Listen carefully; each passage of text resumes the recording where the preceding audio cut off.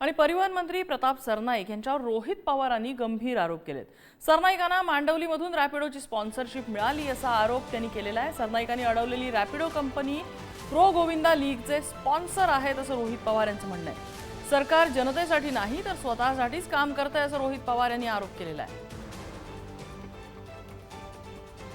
काही महिन्यांपूर्वी तुम्ही त्या कंपनीला धमकी देता, तुला परवानगी नसताना तरी सुद्धा तू सर्व्हिसेस या महाराष्ट्रामध्ये देतोच कसं असं तिथं विचारण्यात आलं।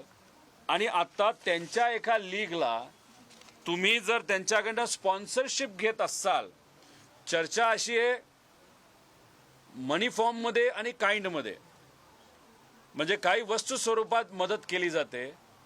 अंदाज असा आहे की 10 कोटीच्या आसपास अशी स्पॉन्सरशिप या कंपनीली, रॅपिडो कंपनीली सरनाईकांच्या फाउंडेशनला नाही तर या स्पर्धेला तिथं दिलेली आहे।